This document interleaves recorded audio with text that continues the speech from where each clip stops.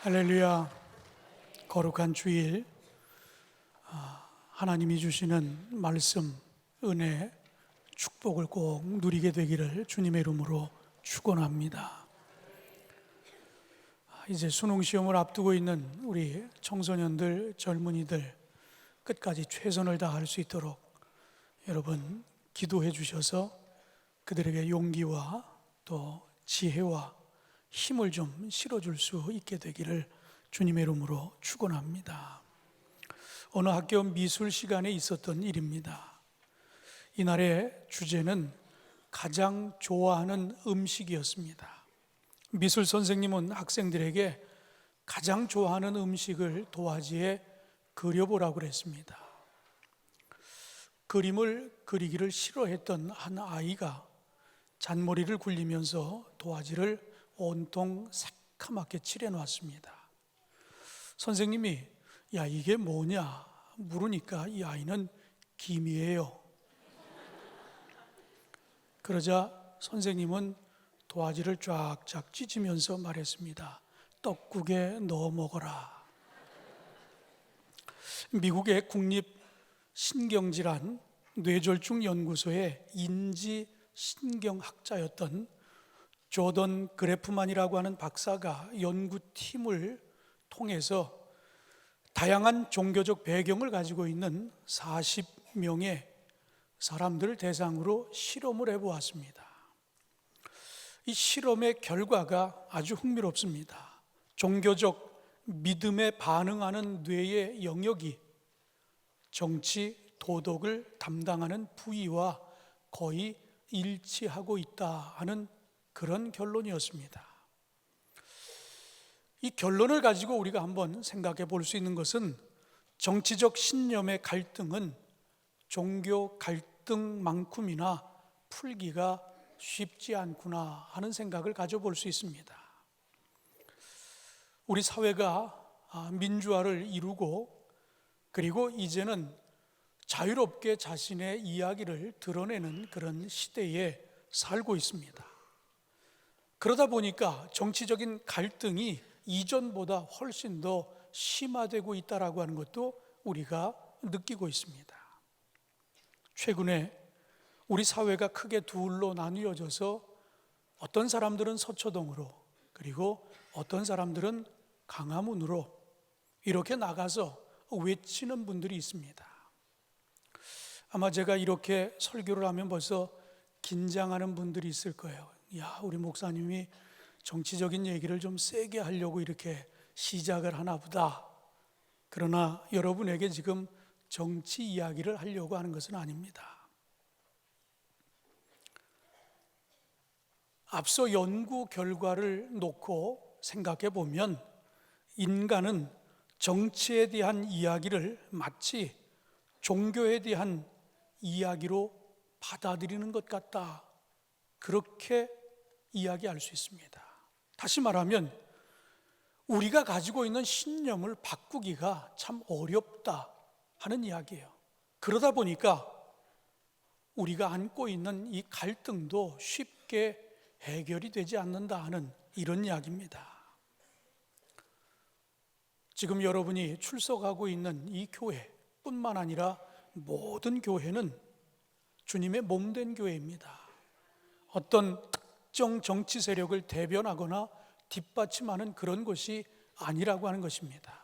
교회는 예수 그리스도 안에서 모든 이들을 조건 없이 품어주는 것이 교회인 줄로 믿으시기를 바랍니다. 오늘 2부 예배도 저희 교회 출석하는 교인들 가운데는 인천광역시의 부시장도 저희 교회 출석을 합니다.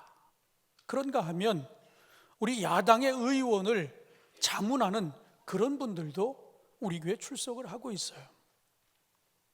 어떤 분들은 강화문에서 촛불을 들었겠지만 그러나 또 어떤 분들은 서초동에서 촛불을 든 분들도 있을 것입니다. 그러나 우리가 정치에 대해서 너무 무관심한 것도 문제지만 또 지나치게 이 정치 진영 논리에 함몰되는 것도 문제가 있다. 저는 그렇게 생각을 합니다. 그래서 오늘 이 설교를 정하면서 조금 고민해 보았습니다. 이런 주제의 설교가 과연 괜찮을까? 그런데 이 갈등이라고 하는 것이 과연 정치에서만 있을까? 교회 안엔 갈등이 없을까? 그래서 오늘 그 갈등의 문제를 한번 우리가 성경은 어떻게 풀어가고 있는지 그런 말씀을 통해서 우리 사회적인 문제도 또 교회적인 문제도 그리고 가정 안에서의 가족들과 형제 자매들과의 그런 갈등들도 한번 풀 수 있는 그런 지혜를 오늘 말씀 속에서 만날 수 있게 되기를 주님의 이름으로 축원합니다. 에베소 2장 14절에 볼 것 같으면 그는 우리의 화평이신지라 둘로 하나를 만드사 원수된 것 중간에 막힌 담을 자기 육체로 허시고. 여러분 이 말씀을 믿습니까? 예수님의 능력이라면 허물지 못할 담이 없다고 저는 분명히 믿습니다. 그렇다면 우리 안에 있는 갈등도, 교회 안에 있는 갈등도, 가족들 간의 갈등도 저는 분명 풀 수 있다라고 분명히 믿습니다. 오늘 빌립보서는 여러분이 잘 아는 것처럼 사도 바울이 옥중에서 기록한 글입니다. 그래서 우리는 옥중서신이라 그렇게 부르고 있어요. 그 처지를 보면 우리는 자유한데 자유한 사람들을 향해서 옥에 갇혀 있는 사람이 자신 있게 이야기합니다. 그런데 그 자신 있게 외치는 그 이야기가 무슨 이야기입니까? 기쁘게 살아가라고 하는 이야기예요. 그렇다면 어떻게 옥에 갇혀 있는 사람이 자유한 이들을 향해서 이토록 기쁘게 살아가라고 이야기할 수 있을까? 그 기쁨의 원천은 무엇이고 그 기쁨의 실체는 무엇이고 그리고 기쁜 삶이 무엇인지를 오늘 이 빌립보서를 통해 함께 만나보려고 합니다. 그렇다면 지금 이 감옥에 갇혀 있으면서 이 글을 쓰고 있는 사도 바울이 대책이 없는 그런 낙관에 빠져서 자신의 처지를 불구하고 기뻐하라고 했을까? 그렇지 않습니다. 우리가 아는 사도 바울은 헬라 문화에 정통한 사람이에요. 누구보다도 그 사회를 꿰뚫어 볼 수 있는 그런 식견이 있는 사람이었어요.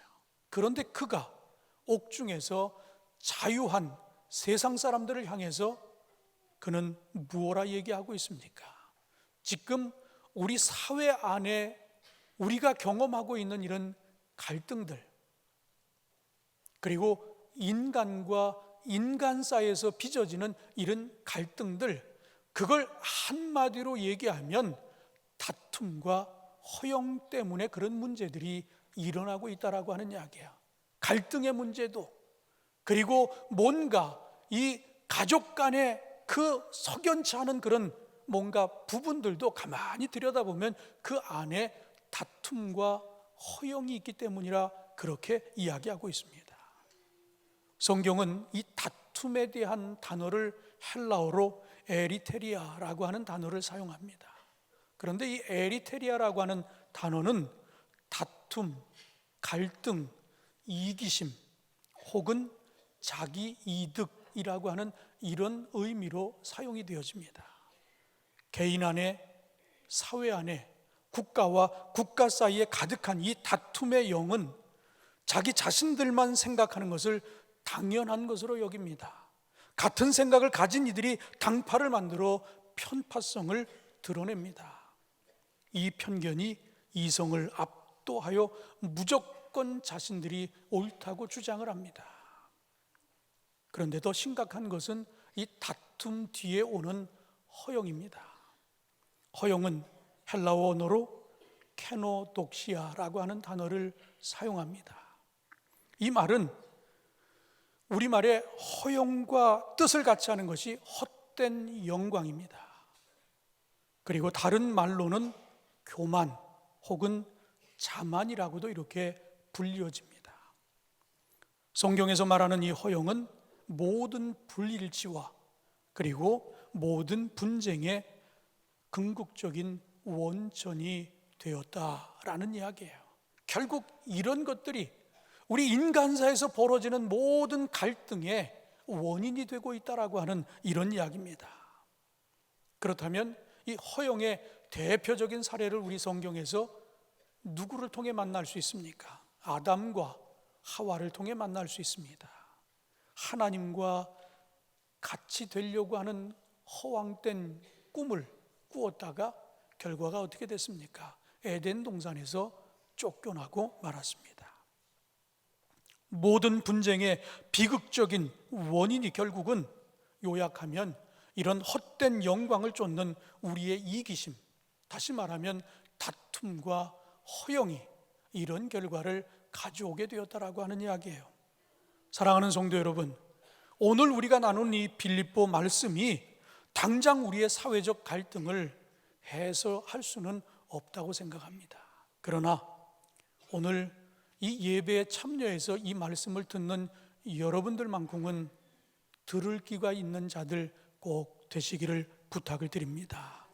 오늘 이 말씀 안에 오늘 우리가 살아가는, 우리가 경험하는 다툼과 허영을 해결할 수 있는 답이 있다라고 하는 사실을 기억하며 말씀에 주목하시고, 그리고 이 말씀대로 살아 하나님이 다스리는 그런 정의로운 나라, 그리고 하나님이 주시는 평안이 있는 여러분들의 가정 꼭 이루시게 되기를 주님의 이름으로 축원합니다. 오늘 본문은 우리가 갈등을 해소할 수 있는 그 첫 번째 길, 우리가 정말 하나가 될 수 있는 그런 첫 번째 길이 뭔가, 오늘 본문은 우리에게 1절과 2절을 통해 한 마음을 품어야 한다라고 이야기합니다. 우리 앞에 있는 스크린을 한번 주목하시면서 오늘 본문 1절과 2절의 말씀을 한 목소리로 한번 읽어보도록 하겠습니다. 시작.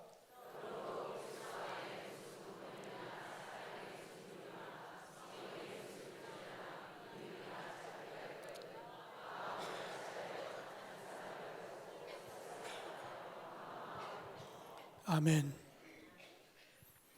이 빌립보 교회를 보면 이 빌립보 교회에 보낸 편지잖아요. 빌립보 교회는 참 주님으로부터 많은 선물을 받은 교회구나라고 하는 것을 알 수 있습니다. 1절에 보면 빌립보 교회는 그리스도의 영 안에서의 권면과 사랑에서 나오는 위로와 성령을 통하여 이룩된 친교를 선물로 받았다라고 하는 것을 우리가 알 수 있어요. 그런데 선물을 받았으면 그 선물을 받은 뭔가 그들의 공동체 안에 좀 좋은 효과가 나타나야 되는데 그런 효과가 나타나지 않고 있다라고 하는 이야기예요. 주님은 좋은 걸 줬는데 그걸 받았음에도 불구하고 그것을 제대로 누리지 못하고 있는 그들의 문제가 뭔가 들여다봤더니 그 안에 다툼과 허용이 있었다라고 하는 이야기예요. 그것을 가로막는 것, 이기심, 교만함, 이것이 문제였다라고 하는 것입니다. 그래서 그들에게 필요한 것, 첫 번째로 한 마음을 품으라고 그렇게 일러주고 있는 것입니다.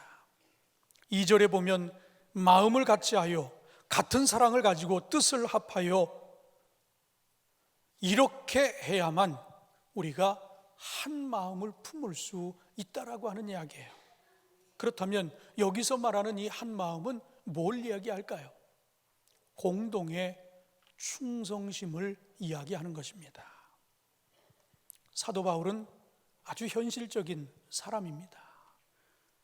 그가 아무리 다정하고 친근하게 대하라고 권면해봐도 사람들이 그렇게 하지 않을 것이라고 하는 것을 너무나 잘 알고 있었어요. 그렇기에 그가 제시한 답은 한 마음, 곧 공동의 충성심이라고 그렇게 이야기한 것입니다. 무슨 이야기입니까? 공동의 충성심, 구세주가 되시는 예수 그리스도와 하나님 아버지께 대한 충성심, 다시 말하면 믿음을 가지라고 하는 그런 권면이었어요. 평화에 이르는 유일한 길은 곧 각자가 자기의 왕관을 벗어버리고 스스로 낮아져서 하나님 앞에 엎드리는 것, 그것이 우리가 갈등을 해소하고 하나가 될 수 있는 길이라고 그는 분명히 이야기하고 있습니다. 우리 사회에서 빚어지고 있는 이렇게 광장에서 이루어지는 이런 정치 논리, 갈등, 이런 문제가 과연 사회에서만 있는 일이냐? 그렇지 않다라고 하는 이야기예요. 지금 교회는 이제 한 해를 잘 마무리 짓고 새해를 준비하고자 당회를 이제 준비합니다. 당회를 준비할 때 당회에서 하고자 하는 일 가운데 가장 큰 일이 사람을 세우는 거예요. 일꾼을 세우는 겁니다. 그래서 장로도 나오고 권사도 나오고 집사도 나오고 하는 게 바로 이 당회에서 해야 할 가장 큰 일입니다. 그런가 하면 교회가 가지고 있는 많은 기관이 있어요. 남선교회, 여선교회, 청장년회, 교회, 학교, 성가대, 이런 많은 조직들이 있어요. 성가대에서는 대원도 모집하고 또 임원을 선출한다 그러면 총무도 선출해야 되고 파트장도 선출해야 되고 그런 일들이 있어요. 선교회에서는 회장을 세워야 하고 임원진을 세우고 이런 일들이 있습니다. 그럴 때 여러분 어떻습니까? 지금도 아직 총회는 하지 않았지만 총회를 앞두고 부서마다 누가 회장이 될 것인가? 어떤 사람은 시켜도 안 한다고 고사하는 사람이 있고, 어떤 사람은 남들보다 그래도 내가 낫다라고 생각하면서 내가 하려고 하는 사람도 있고, 그러다 보니까 어떤 분들은 아예 이럴 바에 그냥 목사님 보고 지명해서 하라고 그렇게 하는 게 낫지 않느냐, 이런 이야기도 나옵니다. 무슨 이야기예요? 교회 안에서도 이렇게 갈등이 있다라고 하는 이야기예요. 누가 해야 된다라고 그렇게 응원하는 사람이 있는가 하면 그 사람은 절대로 안 된다고 또 발목을 잡는 그런 사람들도 있다라고 하는 이야기예요. 하라고 해도 안 하는 사람이 있고, 안 해야 될 사람은 하겠다고 그러고, 이러다 보니까 교회 안에서도 갈등이 빚어지고 있는 거예요. 그렇다면 사회에서만 갈등이 있느냐? 교회도 갈등이 있다라고 하는 이야기예요. 그렇다면 교회만 갈등이 있느냐? 여러분 집안도 한번 들여다보세요. 형제 간에 평안하십니까? 아무것도 없는 집은 평안합니다. 그런데 조금 있으면 불편해지기 시작해요. 여러분이 내놓는 기도 제목을 저는 다 봅니다. 물론 중보기도실에 들어가는 기도는 비밀이에요. 그러나 제가 누구 한 사람을 집어서 얘기하는 건 아니니까 의외로 많은 기도 제목 가운데 형제 간의 재산 분쟁 때문에 기도하는 분들이 많아요. 심지어는 소송에 가서 소송에서 내가 꼭 이기되 해결해달라고 그렇게 기도하는 분들도 있어요. 참 어떻게 기도를 해야 되는지.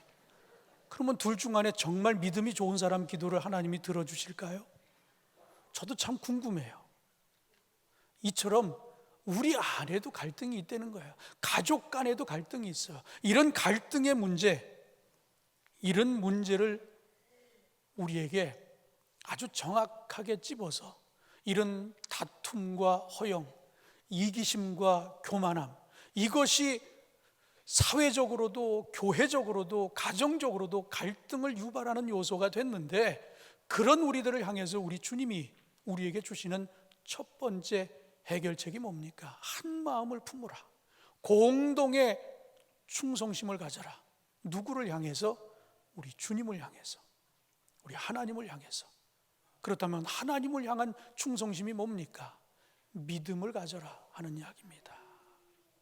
믿음을 갖고 믿음으로 해결하려고 하는 첫걸음을 띄라고 하는 그런 이야기입니다. 바라기는 여러분들에게 이런 주님을 향한 마음, 이 공동의 충성심을 여러분 꼭 갖게 되기를 바라고, 그 믿음을 통해 문제 해결에 여러분 적극적으로 나설 수 있게 되기를 주님의 이름으로 축원합니다. 두 번째로 오늘 본문은 사도 바울이 그 다툼과 허영이 있는 그 공동체를 향해서 무엇라 얘기합니까? 자기보다 남을 낮게 여기라, 그렇게 이야기하고 있어요. 3절에 보니까 아무 일에든지 다툼이나 허영으로 하지 말고 오직 겸손한 마음으로 각각 자기보다 남을 낮게 여기며 라고 이야기하고 있습니다. 다툼과 허영으로 얼룩진 우리의 마음과 이 세상에서 벗어날 길이 이 말씀 가운데 있는 줄로 믿으시기를 바랍니다.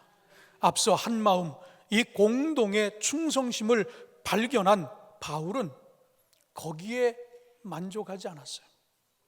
한 걸음 더 나아가서 이 다툼과 허영을 해결할 수 있는 하나님의 원리를 제시하고 있습니다. 그것이 뭡니까? 핵심은 겸손입니다. 그 겸손의 실천은 바로 각각 자기보다 남을 낮게 여기라고 하는 그런 이야기였어요. 우리말이 이렇게 소리로 표현할 때 낮게 여기라, 여러분 분명 이 의미가 무엇인지를 알고 있어요. 시옷 받침이 되어 있는 낮게 여기라 하는 이 말은 상대를 높이라고 하는 이야기입니다. 그러나 여기에 지읒 받침이 들어가면 어떻게 될까요? 소리는 비슷한 것 같은데 구분하기가 쉽지 않은데 여기에 지읒 받침이 들어가면 상대를 깔보라는 얘기입니다. 그러나 성경은 지금 상대를 높이라고 이야기하고 있습니다. 사도 바울은 누구나 자기보다 남을 낮게 여기는 시선으로 자기 자신과 자신의 상태를 돌아볼 줄 알아야 한다라고 그렇게 이야기하고 있어요.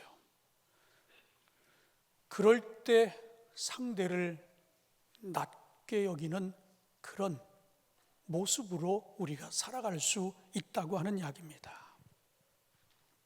그런데 사도 바울의 글을 가만히 들여다보면 그냥 겸손한 것 가지고 이것으로 만족하지 말라, 여기서 너 한 걸음 나아가라고 그렇게 이야기합니다. 무슨 이야기입니까? 4절 말씀에 보니까 각각 자기 일을 돌볼 뿐더러 또한 각각 다른 사람의 일을 돌보아 나의 기쁨을 충만하게 하라.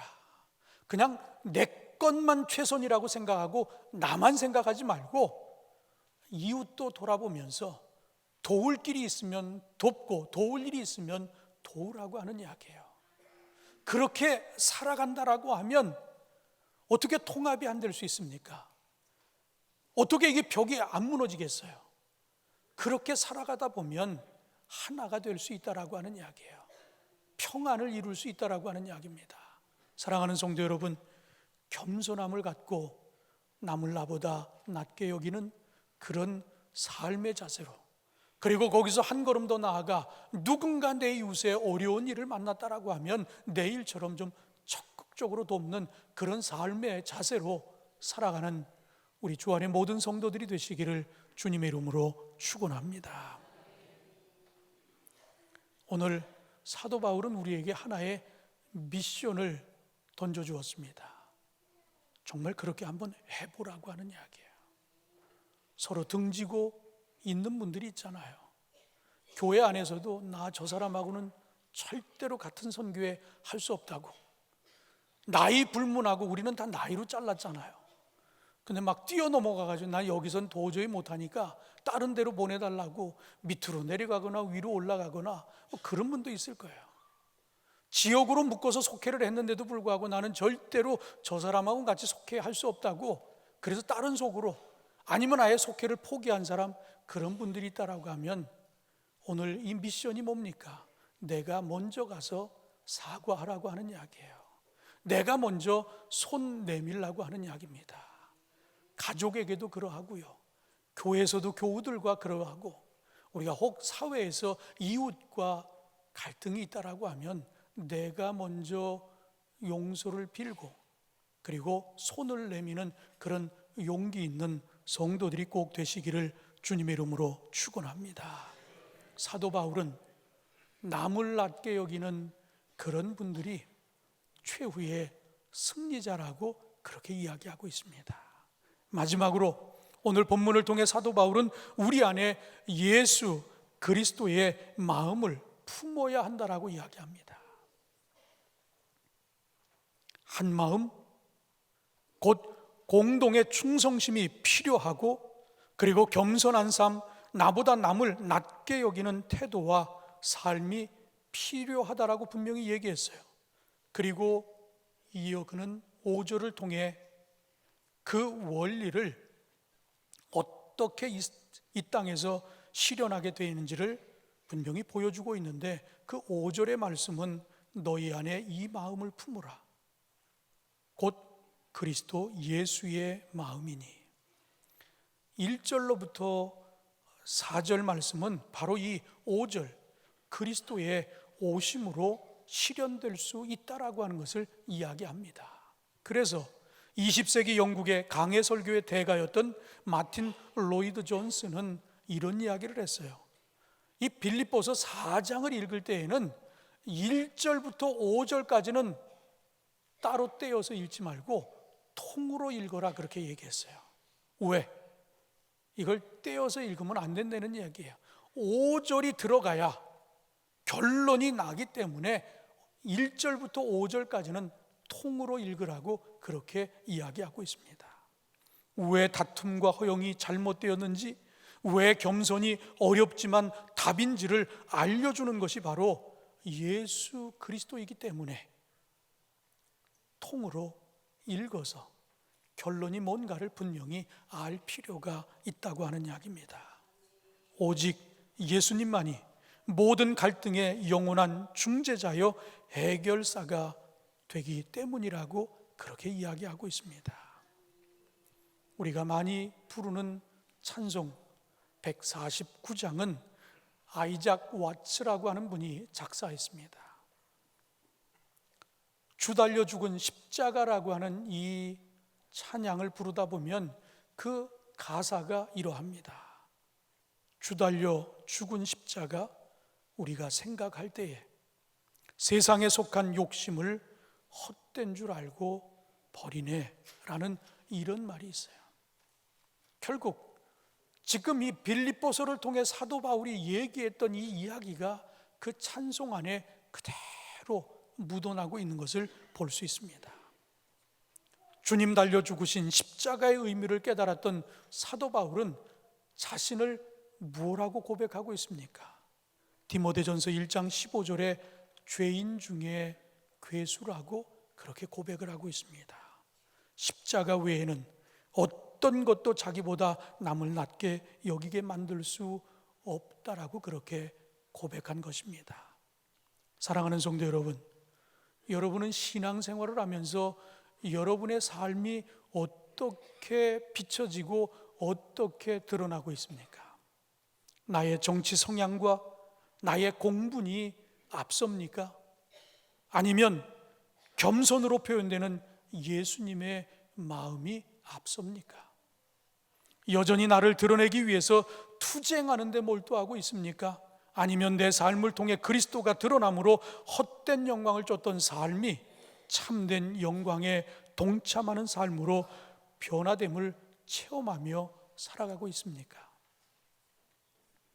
우리의 심령 안에서, 우리의 가정 안에서, 우리의 교회와 사회와 국가 안에서 유일한 평화의 길은 오직 예수 그리스도 한 분뿐이라고 하는 사실을 기억하면서 이 세상 사람들조차 이 평화의 길을 부정할 수 없도록 예수님의 마음을 여러분 안에 품고 살아갈 수 있게 되기를 주님의 이름으로 축원합니다.